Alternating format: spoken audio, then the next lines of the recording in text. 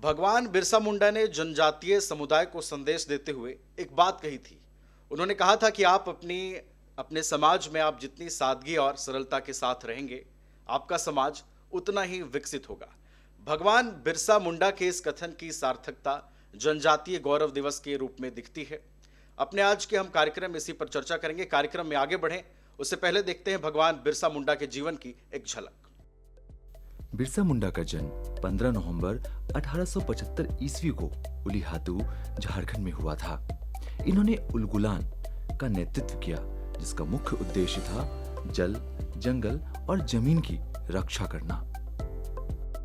इन्होंने आदिवासी समुदाय को संगठित कर अंग्रेजों के खिलाफ कई विद्रोह किए और नारा दिया, अबुआ राज एते जाना, महारानी राज टुंडू जाना। इन्होंने आदिवासी समुदाय को भूत प्रेत, डायन प्रथा से मुक्ति दिलाने के लिए काफी काम किया। इन्होंने ब्रिटिश भूमि नीति और कर प्रणाली के खिलाफ भी संघर्ष किया। इनकी मृत्यु 9 जून 1900 ईस्वी को रांची की जेल में हुई, जहां उन्हें अंग्रेजों ने कैद कर रखा था। भगवान बिरसा मुंडा को धरती आबा के नाम से भी जाना जाता है। भारत सरकार ने उनकी जयंती 15 नवंबर को जनजातीय गौरव दिवस के रूप में घोषित किया है, जो उनके महान योगदान को सम्मानित करता है। भारत सरकार समय समय पर उनकी स्मृति में डाक टिकट और स्मारक सिक्का भी जारी करती रहती है। नमस्कार, जोहार। आप देख रहे हैं दूरदर्शन का खास कार्यक्रम युव दर्शन और मैं हूं आपके साथ नवीन गुप्ता। जनजातीय समुदाय की अवधारणा स्पष्ट हो सके, इसके लिए हमें यह समझना बेहद जरूरी है कि जनजातीय समुदाय का इतिहास क्या रहा है, जनजातीय समुदाय की संस्कृति क्या है, जनजातीय समुदाय का अतीत क्या है। और अगर आज हम इस परिप्रेक्ष्य में बात कर रहे हैं कि जनजातीय समुदाय का उत्थान कैसे हो सकता है और इसमें सिनेमा एक कैसी बड़ी भूमिका निभा सकता है, सिनेमा के जरिए हम जनजातीय गौरव दिवस को कैसे सेलिब्रेट कर सकते हैं, यहाँ के जो युवा कलाकार हैं जो सिनेमा के क्षेत्र में काम कर रहे हैं, वो अपनी सहभागिता कैसे निभा सकते हैं, वो जनजातीय समुदाय के इतिहास को आगे बढ़ाने में, उनकी संस्कृति को दिखाने में अपना योगदान कैसे दे सकते हैं, इसी को हम समझेंगे आज के अपने इस कार्यक्रम में। और हम तमाम चीज़ों को समझने के लिए हमने दो खास युवा मेहमानों को आमंत्रित किया है।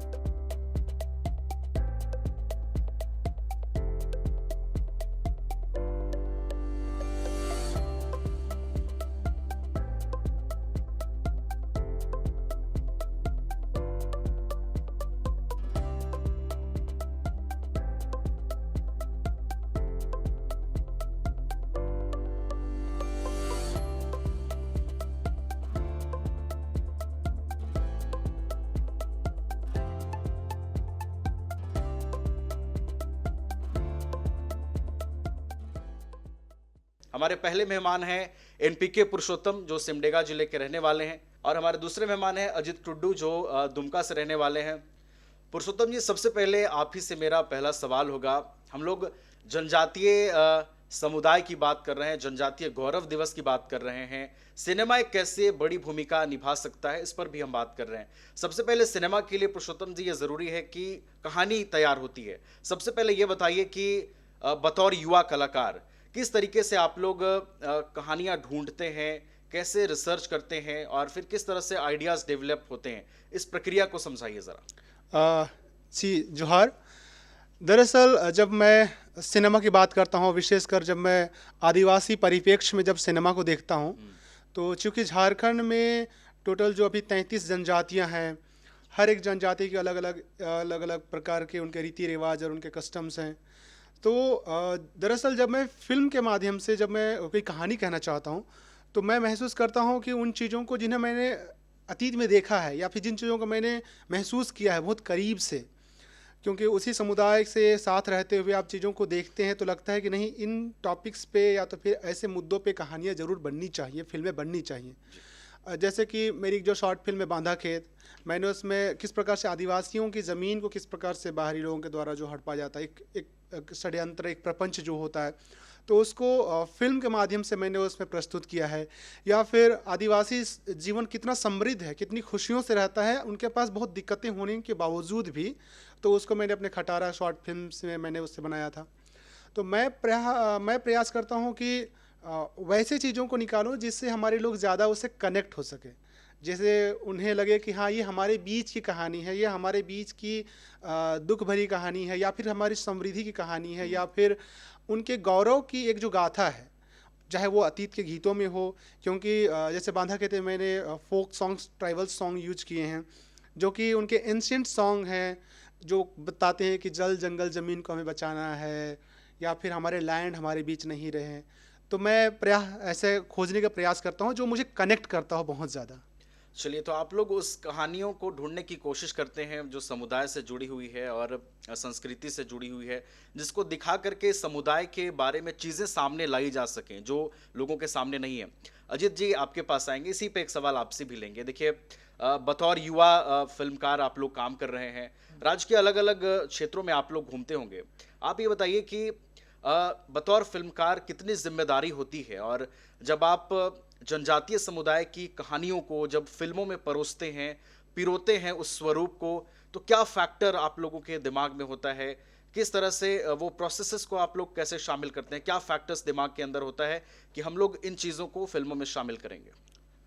तो जब हम लोग फिल्म बनाते हैं, उससे पहले इसकी जब स्क्रिप्टिंग होती है, तब हम लोग कोशिश करते हैं कि जिन जिन तथ्यों पे ये फिल्म बन रही है, जिसमें जितने रीति रिवाज है, उस पे हम लोग गाँव में जाके या फिर ऐसे बुजुर्गों से जो लोग पहले से जान रहे हैं, इनके बारे में जानकारी रखते आ रहे हैं, उनसे जाके मिले। इसमें जितने भी रीति रिवाज हम लोग फॉलो कर रहे हैं, क्या वो सही में वैसा ही है? ऐसा तो नहीं है कि, क्योंकि हम लोग युवा कलाकार हैं और हमें शायद वैसी चीज़ें नहीं पता हो जो उनके पास हो, तो हम लोग हमेशा कोशिश करते हैं कि जो इसके बारे में जानकारी रखते हैं उनसे मिलें, उनसे बातें करें, गाँव घूमें, और ये सब चीज़ों को ऐसे ही ऐड करते हैं। बिल्कुल, तो एक बड़ी ज़िम्मेदारी के साथ काम करना होता है। अलग-अलग गाँवों में आप लोग घूमते हैं, वो बिलीफ आप लोग देखते हैं जो इस समुदाय को जोड़ती है। ऐसे बिलीफ पर आपका ध्यान जाता है, उसे फिर आप अपनी कहानियों में शामिल करते हैं। अच्छा पुरुषोत्तम जी, फ़िल्म निर्माण के दौरान क्या कुछ ऐसा आपके दिमाग को हिट करता है कि हाँ, इस चीज़ को दिखाना ज़रूरी है, इस चीज़ को दिखा करके हम वाक़ई में इस समुदाय से जुड़ी चीज़ें लोगों के सामने ला सकते हैं? अगर मैं बात करूं अपनी शॉर्ट फिल्म की, मैं बात करना चाहूँगा। दरअसल ट्राइबल नॉलेज सिस्टम जो है ना, वो बहुत ही मौखिक रूप में ही रहा है। और अगर हम बात करें झारखंड के पर्सपेक्टिव में, तो मुझे लगता है कि ये मुंडा जब यहाँ पे पहली बार आए थे, तो उनके अंदर जो लोकतांत्रिक जो पद्धति थी, जो व्यवस्था थी, वो मुझे लगता है कि इट्स अ फर्स्ट एवर मतलब डेमोक्रेसी थी यहाँ पे। एंड जो अभी भी चलती आ रही है, आप ट्राइबल विलेजेस में आप देखिएगा, तो ये डेमोक्रेसी इतने समृद्ध रूप से है कि वहाँ पे सबके लिए इक्वालिटी है। वहाँ पे आपको जस्टिफिकेशन के लिए कोई बहुत बड़ा प्रमाण के रूप में नहीं मिलता है। सिमिलर चीज़ जब बात करेंगे आप, क्योंकि बिरसा मुंडा की हम जब स्मृति दिवस मना रहे हैं, तो मुझे याद है जब सरदार आंदोलन जब हो रहे थे, तब अंग्रेज़ों ने पूछा कि ये ज़मीन तुम्हारी है, तुम कैसे प्रूव करोगे? तो हमारे यहाँ के लोग जो है वो पत्थलगाड़ी को ढो करके यहाँ से कोलकाता तक गए थे, ये दिखाने के लिए कि हमने यहाँ पे सिलापट जो है, यही हमारा एंसेस्टर्स लोगों का, हमारा ये धरातल, मतलब हमारे ये सबूत है। सिमिलर चीज़ जब मैं बांधा के जब मैं शॉर्ट फिल्म जब मैं कर रहा था, तो जिसमें एक सीन है कि जब वो दस्तावेज, जब वो बैल बेचता है सामने वाले व्यक्ति को, तो उनके पास कोई लिखित प्रमाण होता नहीं है, तो क्या होता है, वो दुबला घास जो होता है, दूब घास, उसको ले करके वो दूसरे को देते हैं और जोहार करते हैं। मतलब उस दूब घास को अगर कोई दूसरा व्यक्ति अगर स्वीकार कर लेता है, तो मतलब ये है कि मेरा जो हम दोनों के बीच में एक बिजनेस का एक जो अंडरस्टैंडिंग एक हो गया हमारे बीच में, मतलब कि ठीक है, मैं जो बेच रहा हूँ वो मैं आपको वचन देता हूँ कि आप खरीदेंगे, और वो बोलता है कि ठीक है, मैं इसे खरीदूंगा ही। तो ये सिस्टम मुझे लगता है कि जो फेथ एंड जो बिलीव है, और जो मतलब जो ओरिजिनलिटी है, ये ट्राइबल नॉलेज सिस्टम में था, तो उसको मैं अपनी फिल्मों के माध्यम से मैं प्रयास करता हूँ देने का। या फिर मैं बात करूँ, अभी जब मैं अगली फीचर फिल्म की जब मैं लिख रहा हूँ, तो अब जो बनाने वाला हूँ, तो उसमें भी मैंने वही प्रयास किया है कि जो आदिवासियों का जो जिसे हम लोग सगाई कहते हैं, हमारे यहाँ पे रिंग सेरेमनी होता है, हमारे उसे यहाँ लोटा पानी बोलते हैं, कि मतलब एक लोटा पानी आपको हम देते हैं और आपसे हम लेते हैं, तो ये हमारे बीच में एक संबंध स्थापित होता है कि हम लोग एक दूसरे साथ से रिश्तेदार हुए। तो ऐसे बहुत सारे नॉलेज सिस्टम है जो कि मुझे लगता है कि फिल्मों के माध्यम से प्रिजर्व होना, लोगों को बताना बहुत ज़रूरी है कि हम कितने सरल है, आदिवासियों का लाइफ जीवन जो है बहुत सरल है, इसमें कोई कागजी कार्रवाई या तो फिर ये जो कोर्ट कचहरी का कोई मतलब ही नहीं होता है। अच्छा पुरुषोत्तम जी, ये कितना रिलेवेंट हो सकता है? आपने तमाम उदाहरण दिए जो आपने दिखाए हैं, दिखाने की कोशिश भी रहती है बतौर युवा फिल्मकार आप लोगों की। कितना ये रिलेवेंट होता है, चूँकि हम लोग जनजातीय समुदाय से इसको जोड़ रहे हैं, कितना ये रिलेवेंट होता है? नहीं, ऑब्वियसली बहुत ही ज़्यादा रिलेवेंस है ही, क्योंकि मतलब एक बहुत बड़ी बात है कि अगर आप किसी आदिवासी क्षेत्र में जाते हैं तो आपको उन्हें सिखाने की ज़रूरत नहीं है, बल्कि आपको उनसे सीखने की ज़रूरत है कि डेमोक्रेसी कैसे वहाँ पे चलती है। आज भी आप देख लीजिए, गाँव में ग्राम पंचायत जब होती है तो बिल्कुल फेयर डिसीजन होते हैं, मतलब सभी लोग बैठ करके बातें करते हैं। जैसे मेरी फिल्म में भी मैंने वही सीन रखा है कि सभी को बैठ करके अपनी अपनी बातें रखते हैं। ऐसा नहीं है कि कोई एक पर्टिकुलर 4 लोग बोलेंगे, जो लीडर है वही सिर्फ बोलेगा, नहीं, सभी कोई बोलेंगे, उसके बीच में से एक तथ्य निकलता है कि ठीक है, अब ये पक्ष ज़्यादा है, ये पक्ष कम है। तो वाकई में जो आदिवासी क्षेत्र की जो लाइफ स्टाइल है या उनका जो कार्य पद्धति है, तो या कोशिश आप लोगों की है कि उन तमाम चीज़ों को दिखाया जाए जो जी। इस समुदाय से मिलती-जुलती हों, और बिल्कुल। उसके बारे में लोग जागरूक भी हों। जनजातीय समुदाय में क्या-क्या तथ्य होते हैं, किस तरीके के बिलीफ को लोग मानते हैं, ये कोशिश भी आप लोगों की होती है। अजित जी, वापस आपके पास आएँगे, इसी से एक सवाल आपसे भी लेंगे। आप जो फ़िल्म बनाते हैं, जिन फ़िल्मों का निर्माण आप करते हैं, जो कहानियाँ सोचते हैं, उसमें किस तरीके से आपकी कोशिश होती है कि जो जनजातीय समुदाय से जुड़ी हुई सत्यता है, जो बिलीफ है, उसको शामिल किया जाए? और क्या आपने फ़िल्म निर्माण के दौरान कभी कुछ ऐसा महसूस किया है कि हाँ, इसे दिखाना ज़रूरी है? जी।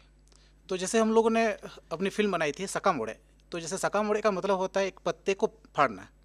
तो जैसे हम लोग देखते हैं कि अभी अदर कास्ट में जैसे शादी होती है तो ये कोर्ट में ही डिवोर्स होता है उसका, लेकिन हमारे संथाली में ऐसा था, संथाल में, कि ये गांव में ही एक रीति रिवाज है जिसे सकामोड़े बोलते हैं। और ये गांव के दोनों गांव के लोग आते हैं, एक अच्छे से एक पेड़ के नीचे बैठ के इनका पूरा एक रिचुअल जो होता है वो कंप्लीट होता है। तो ये सकामोड़े बहुत सारे जगह में इसका कोई जानते ही नहीं थे। अगर हम लोग पूछने जाते हैं कि आपको सकामोड़े के बारे में पता है, तो वो लोग बताते हैं कि नहीं, ऐसा तो कुछ नहीं है। तो हम लोग पूछते हैं कि अच्छा डिवोर्स कैसा होता है, तो वो लोग बताते हैं कि अगर पति पत्नी में झगड़ा होता है तो वो लोग कोर्ट जाते हैं और वहाँ डिवोर्स होता है। और जबकि हमारे संथाल में पहले से ये सकामोड़े का एक रीति रिवाज चलते आ रहा है। तो हम लोग अपने फिल्म के थ्रू ये दिखाना चाहे कि हमारा ये रिचुअल कितना अच्छा है, जबकि इसमें कुछ झगड़ा झंझट नहीं होता है, दोनों गांव आपस में मिलते हैं। और इसमें एक लोटा पानी रखा जाता है और इसे ये क्या बोलते हैं, दोनों के द्वारा इसे पैर से ठेला जाता है। और जब ये गिरता है उसके बाद इस लोटा पानी को पकड़ के वो लोग देखते हैं कि क्या इसमें पानी बचा हुआ है या नहीं। तो एक बहुत अच्छा मान्यता है कि अगर उसमें थोड़ा सा पानी बचा हुआ है तो इसका ये मतलब है कि शायद वो लोग फ्यूचर में, मतलब उन दोनों के बीच में अभी भी प्यार है, वैसा कुछ। तो ये सब डिटेल्स भी हम लोग अपने फिल्म में ज़रूर जोड़ते हैं। और उसमें एक शादी का पूरा सीन हम लोग शूट किए हैं। तो जैसे शादी में जब मंडवा होता है तो मंडवा के नीचे में वहाँ पे ये साल का हाँ सारजोम का और मातकोम, ये जो महुआ दोनों के ये को डाल को रखा जाता है। तो उसका क्या मतलब है, कैसा नहीं है, तो इस सारे चीज़ों को, क्योंकि अभी के जो यूथ हैं शायद ये जान नहीं रहे हैं कि उन्हीं पेड़ों को क्यों लिया जाता है, क्या मतलब है उन पेड़ों का, या फिर उसमें वो धोबी घास क्यों डाला जाता है, फिर चावल का कुछ दाना क्यों डाला जाता है। तो इस फिल्म के थ्रू हमने वो सब दिखाने का कोशिश किया है। बिल्कुल, यही देखिए हमारी कोशिश भी है कि आज के जो यूथ्स हैं उनको इस समुदाय के बारे में बहुत सारी चीज़ें नहीं पता है। और आपने जिन उदाहरणों का जिक्र किया, जिन संस्कृति का आपने जिक्र किया, जो रिचुअल्स की आपने बात की, ये रिचुअल्स फिल्मों के जरिए दिखाया जा सकता है, जिसके बारे में लोग समझ सकते हैं कि क्या क्या रिचुअल्स के साथ जो है वो चीज़ें कराई जाती हैं। पुरुषोत्तम जी, आपके पास वापस आएंगे। बहुत सारी ऐसी चीज़ें हैं जो आप दिखा रहे हैं, उसके प्रति एक बड़ी जिम्मेदारी है। जिस समुदाय के बारे में आप चीज़ों को दिखा रहे हैं, एक बड़ी जिम्मेदारी है, उसको लेकर कितनी गंभीरता होती है बतौर युवा फिल्मकार? जी वाकई, चूँकि फिल्म एक लंबे समय का एक मीडियम ऐसा है जो कि लोगों को बहुत ज़्यादा प्रभावित करती है। तो वाकई जब हम चीज़ों को जब हम सेलेक्ट करते हैं या फिर जब हम फिल्म बनाते हैं तो उन चीज़ों को हमें बहुत गौर करना पड़ता है कि हैं, क्योंकि इसे मास ऑडियंस देखती है। आपकी एक फिल्म को हज़ारों करोड़ों लोग देख रहे हैं, लाखों लोग देखते हैं, उससे इन्फ्लुएंस होते हैं। फिल्मों का बहुत बड़ा इन्फ्लुएंस इंडियन सोसाइटी में तो है ही। तो मुझे लगता है कि फिल्मों का मैं जब सिलेक्ट करता हूँ ऐसे कंटेंट पे, मेरा प्रयास रहता है कि मैं उन चीज़ों को दिखाऊं जो मुझे बहुत लगता है कि इन्हें दिखाना बहुत ज़रूरी है। वो प्रोस्पेक्टिव में भी सोशो पॉलिटिकल हो सकता है, या तो वो कल्चरल पॉलिटिकल हो सकता है, या फिर वो इकोनॉमिकली हो सकता है। पर मुझे लगता है कि इन चीज़ों को शोकेसिंग करना इसलिए भी ज़रूरी है क्योंकि हम एज अ फिल्मकार हमारे सोसाइटी के लोगों को क्योंकि मैं वही प्रयास करता हूँ कि हमारे यहाँ के लोगों को अगर आप पिज़्ज़ा बर्गर के साथ अगर मैं सिनेमा दिखाऊंगा तो मज़ा नहीं आएगा। उसके एवज़ में अगर जो हमारे गोपो धुसका जो होता है, उन्हीं से हमारा एक जुड़ाव है, आत्मीय जुड़ाव है। तो जो भी कंटेंट जब मैं चुनता हूँ, विशेषकर यहाँ पे जो विशेषकर जो मुद्दे हैं, चाहे वो जंगल कटाई हो, चाहे वो लैंड का हो, या फिर हमारे यहाँ माइग्रेशन का हो, या फिर डायन प्रथा का हो, तो मुझे लगता है कि वैसे सब्जेक्ट मैं प्रयास करता हूँ चुनने का जिससे मैं सोसाइटी को एक नया एंगल दे सकूं कि नहीं ये गलत है तो ये गलत है, ये सही है तो ये सही है। क्योंकि ऐसा नहीं है कि आदिवासी समाज में सारी चीज़ें सही हैं, बहुत सारी ऐसी चीज़ें हैं जो कि बिलीफ सिस्टम में जो कि गलत हैं और पूरी तरह से गलत अवधारणा से काफ़ी लंबे समय से चलती आ रही है। उन अवधारणाओं को तोड़ना बहुत ज़रूरी है। आज हम एआई के ज़माने में हम जीने लगे हैं, तो हमारा सिनेमा भी ऐसा होना चाहिए कि हम ग्लोबल सिनेमा को सोच करके हम बनाएं। ऐसा नहीं कि मैं जो फिल्म बनाऊँ वो सिर्फ मेरे झारखंड तक ना रहे, आदिवासी सिनेमा तक ना रहे, वो ग्लोबल सिनेमा बन के निकले। कंटेंट हमारा हो, क्योंकि इमोशंस का कोई बैरियर नहीं है दुनिया में। आप अगर रोते हैं तो दुनिया के हर कंट्री के लोग रोते हैं, दुखों को हर कोई समझता है, खुशी को हर कोई समझता है, तो इमोशंस का कोई बैरियर नहीं है। हाँ, टॉपिक का भी कोई बैरियर नहीं है। सिमिलर चीज़ अगर हम अवतार देखते हैं या फिर हम जय भीम जैसे फिल्में देखते हैं जो आदिवासी परिप्रेक्ष्य में बनी हुई कितनी ज़बरदस्त फिल्में हैं, तो मुझे लगता है कि मैं वैसे कंटेंट को सिलेक्ट करना पसंद करता हूँ जिससे मैं यूनिवर्सली में प्रेजेंट कर सकूँ। यस। तो काफ़ी सीरियस होके काम करना पड़ता है। जो भी कंटेंट आप लोग तलाश रहे हैं उसके पीछे का क्या बैकग्राउंड है, इस पर भी रिसर्च होता है। Exactly, अजीत जी, exactly. वापस आपके पास आएंगे। आप लोग फिल्मों में जो चीज़, जैसे आपने कुछ एक चीज़ डिसाइड कर लिया कि हाँ इस चीज़ को दिखाना है, तो उस चीज़ को वेरीफाई कैसे करते हैं, कैसे तथ्यों की जाँच करते हैं आप लोग? जैसे हम लोग कोई भी टॉपिक पे, जैसे एक शादी को लेके मान लो चलते हैं, अगर शादी को लेके एक फिल्म बना रहे हैं या वैसा कुछ पूरा एक हमारा ये है प्लॉट है, तो जब हम लोग उस पर बनाते हैं या हम लोग जब सोच लेते हैं कि इतना इतना सीन करना है, तो हम लोग हमेशा कोशिश करते हैं कि जो गांव के बूढ़ा बूढ़ी लोग होते हैं, जो लोग पहले से जान रहे हैं, इन सब चीज़ों को करते आ रहे हैं, जैसे गांव के मंझेड़ाम हुए, नाइकी हुए, तो इनसे मिल के ही हम लोग जब भी कुछ काम करते हैं, इनसे मिल के ही स्क्रिप्ट को फाइनल करते हैं। क्योंकि ये देखा गया है कि जगह जगह पे भी क्या बोलते हैं, जैसे यहाँ राशि का यहाँ पे भी कुछ संथाल अगर है तो यहाँ का रिचुअल थोड़ा सा उनका शादी का अलग है, फिर उधर का अलग है, उधर का अलग है। तो हम लोग कोशिश करते हैं कि जो सबसे पुराने लोग हैं, जो सबसे ज़्यादा अच्छे से जान रहे हैं, जो पुराने रिचुअल्स है, उन्हीं को लेके बनाए। क्योंकि हम लोग देखते आए हैं हर समाज में ये को लेके, टाइम को लेके ये बदलते रहता है, रिचुअल थोड़ा सा चेंज होता है। तो हम लोग हमेशा कोशिश करते हैं कि अपने फिल्मों में या जितने गाने होते हैं उसमें जो सबसे पुराने रीति रिवाज है उन्हीं को शामिल करें, उन्हीं को दिखाएं।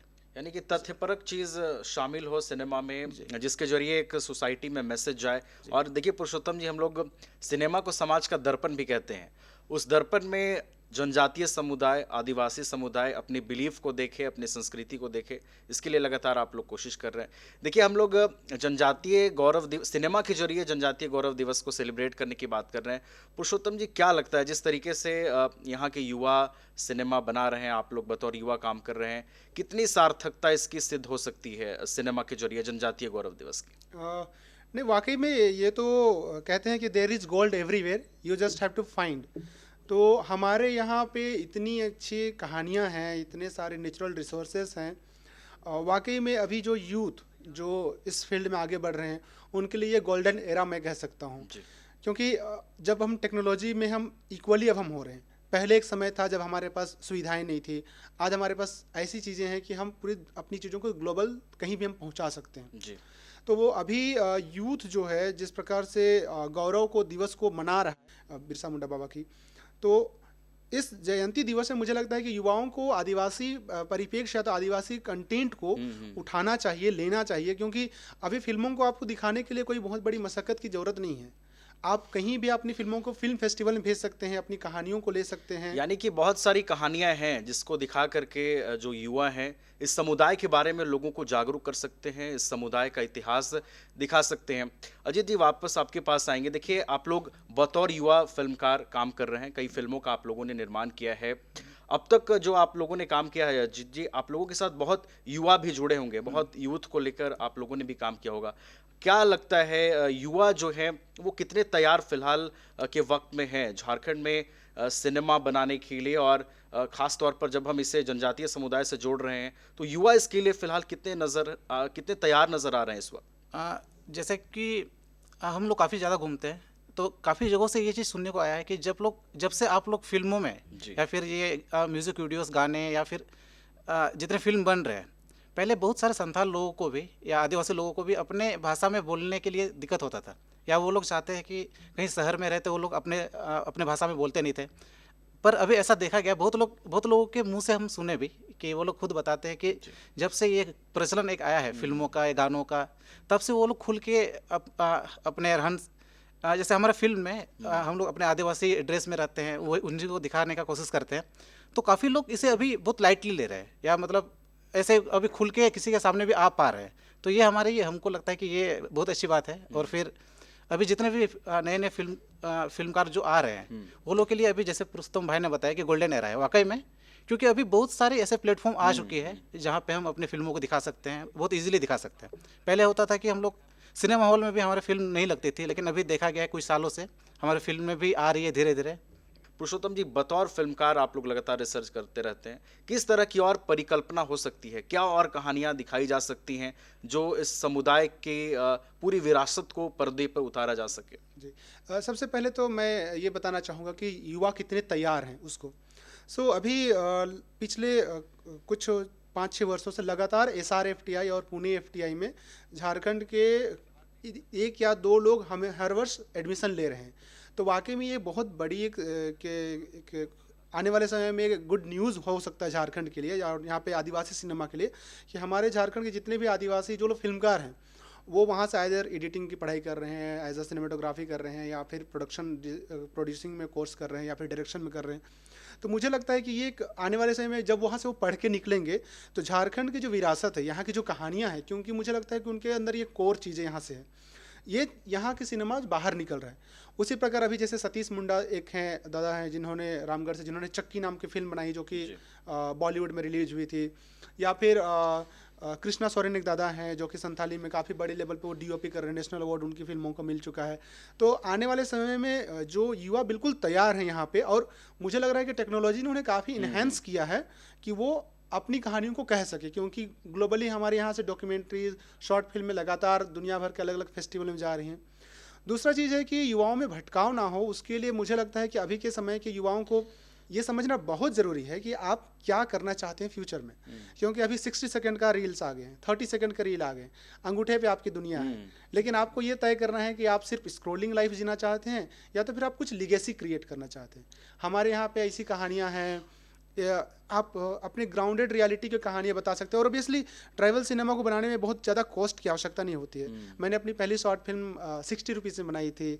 मेरी बांधा खेत मैंने I have just spended 500 rupees, मतलब हमारे गांव के लोगों को मैंने लेके काम किया यानी था। कि पुरुषोत्तम जी आप ये कह रहे हैं कि युवा अगर हार्डवर्क करें, वो सही ट्रैक पर अगर चलें, तो यहाँ जनजातीय समुदाय से जुड़ी वो अच्छी अच्छी चीज़ें दिखा सकते हैं, लोगों के सामने ला सकते हैं। पुरुषोत्तम जी, अब व्यक्तिगत रूप से आप लोग इस वक्त जो सिनेमा बना रहे हैं, आप लोगों की फ़िलहाल एजुकेशन क्या है और यहाँ के युवाओं को कितना तैयार रहने की ज़रूरत है एजुकेशन के फील्ड में? मेरे पास डबल बैचलर्स है। मैंने BSc इन केमिस्ट्री किया, एंड देन मैंने BSc इन एजुकेशन किया, फिर मैंने मास्टर्स इन साइंस किया केमिस्ट्री पे, फिर मैंने मास्टर्स इन MA किया, UGC नेट क्वालिफाइड मैंने निकाला है TRL में। और अभी मैं MA इन बिजनेस स्टडीज़ पढ़ने के लिए मैं लंदन में जाने के लिए मैंने अप्लाई किया। और मैं प्रिविलेज हूँ कि हमारे यहाँ पे झारखंड सरकार की तरफ से पढ़ने के लिए काफ़ी सुविधाएं मिल रही हैं, इवन तक कि फॉरेन स्कॉलरशिप हमें मिल रहे हैं। तो मुझे लगता है कि हम युवाओं को पढ़ना जरूर चाहिए, सिनेमा पढ़ना चाहिए। आगे जो अब आप पढ़ाई करने जा रहे हैं, ये कितना रिलेवेंट होगा आपकी फिल्म में? दरअसल मैं जो पढ़ाई करने जा रहा हूँ उसका कोर्स का नाम ही है इंटरनेशनल फिल्म बिजनेस। क्योंकि जब मैंने पहली फिल्म जब रिलीज़ की थी तो मुझे काफ़ी ज़्यादा दिक्कतों का सामना करना पड़ा था। और फिर मुझे लगता है कि चूँकि हम वर्ल्ड सिनेमा के साथ जब हम फाइट कर रहे हैं, तो मल्टीप्लेक्स पे हमें बॉलीवुड के साथ डायरेक्ट टक्कर लेना पड़ता है, हॉलीवुड की फिल्में रिलीज होती हैं। चलिए, तो यानी कि आपने आगे की जो अब आपकी पढ़ाई की तैयारी है वो भी फिल्म से जुड़ी हुई है। और आपकी कोशिश ये है कि हम इस समुदाय के बारे में और अच्छी अच्छी चीज़ें लोगों के सामने ला सके। अजीत जी, व्यक्तिगत रूप से आप भी फिल्मों का निर्माण कर रहे हैं, आपकी शिक्षा कहाँ तक है? जी, मैंने सिविल इंजीनियरिंग में डिप्लोमा की है। और जैसे कि कहा जाता है कि जो इंजीनियर होते हैं वो कुछ भी होते हैं, तो मैंने उसके बाद ये जो आपकी शिक्षा है वो कितना रिलेवेंट है आपकी फिल्म मेकिंग से? ये फिल्म मेकिंग से ये रिलेवेंट इसमें है कि जब हमें सेट डिज़ाइन करने का मौका मिलता है तब ये काफ़ी काम आती है। और फिर उसके बाद मैंने 4-5 साल अभी फिल्म मेकिंग में ही हूँ। मैं गाँव-गाँव जाता हूँ, रिसर्च करता हूँ, गाँव के जो अंदर की कहानियाँ हैं उनको बाहर निकालता हूँ, उनको लिखता हूँ। चलिए, तो यहाँ के जो युवा हैं वो शिक्षा फिल्म की भी उन्होंने ली है और लगातार वो काम भी कर रहे हैं कि कैसे इस समुदाय से जुड़ी हुई चीज़ों को सिनेमा के जरिए सामने लाया जा सके। बहुत बहुत धन्यवाद एनपीके पुरुषोत्तम जी, आपका हमारे साथ इस कार्यक्रम में जुड़ने के लिए। अजीत टुड्डू जी, आपका भी बहुत बहुत धन्यवाद हमारे साथ इस कार्यक्रम में जुड़ने के लिए। तो आज हमने अपने इस कार्यक्रम जनजातीय गौरव दिवस और युवा सिनेमाई दुनिया में समझने की कोशिश की है कि जनजातीय गौरव दिवस की अवधारणा को स्पष्ट करने में सिनेमा किस तरीके से योगदान निभा सकता है, यहाँ के सिनेमा में यहाँ के युवाओं की सहभागिता कितनी है, यहाँ के युवा जो फिल्में बना रहे हैं उसमें जनजातीय समुदाय की झलक कितनी दिखती है, आने वाले दिनों में किस तरह की परिकल्पना हो सकती है, क्या और कहानियां बनाई जा सकती हैं जिससे भगवान बिरसा मुंडा का वो जो कथन है कि जनजातीय समुदाय जो है जितना सादगी और सरलता के साथ रहेगा उतना विकसित होगा। तो आशा है इस कार्यक्रम के जरिए, जनजातीय गौरव दिवस के जरिए सिनेमा को दिखाते हुए हम इसे सेलिब्रेट कर सकते हैं। तो मुझे और दूरदर्शन की पूरी टीम को दीजिए इजाज़त। जोहार, नमस्कार।